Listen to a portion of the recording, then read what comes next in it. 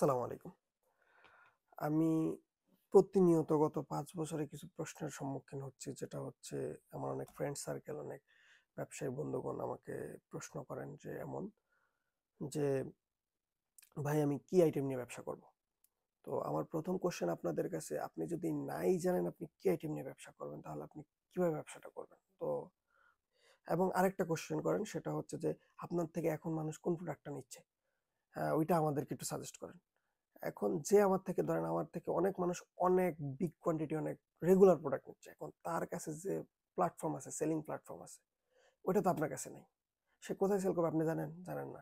সে wholesaler না retailer তাও আপনি জানেন না। তো ইভেন আমিও জানি না।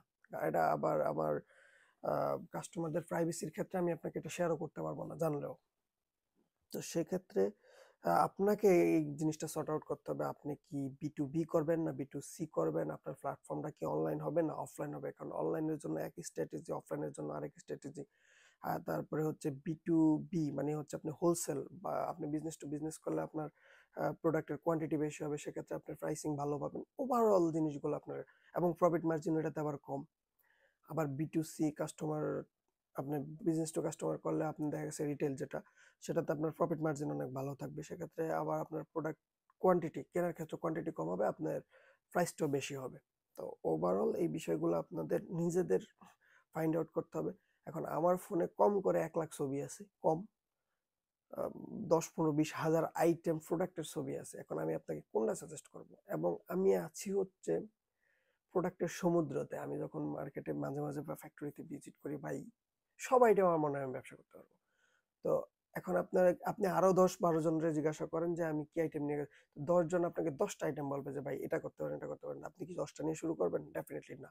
তো সেক্ষেত্রে আপনার ফাইন্ড আউট করতে হবে, নিজে স্টাডি করতে হবে যে কোন প্রোডাক্ট নিয়ে আপনি কাজ করবেন, এবং সবচেয়ে মেইন ইম্পোর্টেন্ট বিষয় হচ্ছে আপনার ওই বিজনেসের প্রতি ঐরকম একটা মানে ভালোবাসা বা প্যাশন থাকতে হবে। আপনি আজকে নামবেন, কালকে টাকা ইনকাম করা শুরু করবেন, এরকম মেন্টালিটি থাকলে বা কালকে যে প্রফিট হবে এমন না। আপনার একটা প্রোডাক্ট নিয়ে আপনি কোটিপতি হইতে পারেন, আবার একটা প্রোডাক্ট নিয়ে আপনি লুজার হইয়া যেতে পারেন।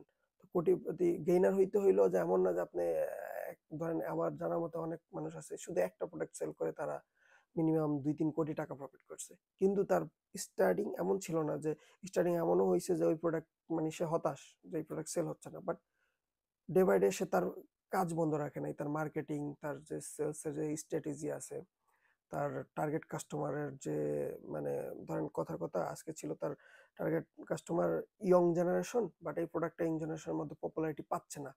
সেটা আরেকটু মানে কি বলে child generation. Say for example কিছু টয়েস আছে না যেটা ইয়ং এবং চাইল্ড জেনারেশন ২ টার জন্যই কার্যকর। কিন্তু সে পরবর্তী তার স্ট্র্যাটেজি চেঞ্জ করে তার টার্গেট কাস্টমার চেঞ্জ করে ফেলল। দেখা গেছে সে ভালো সেল করতে পারল। মানে ওটাতে গেইনার হয়ে গেল। এখানে অনেক কিছু বিষয় আছে। এই বিষয়গুলো আপনাদের ফাইন্ড আউট করতে হবে যে কোন প্রোডাক্ট নিয়ে আপনারা বিজনেস করবেন। আমি আপনাদেরকে যদি সাজেস্ট করি, মানে আমি আপনার যেকোনো একটা কিছু ধরায় দিতে পারি। এতে তো আমি লাভবান হবো, আপনি লাভবান হবেন না।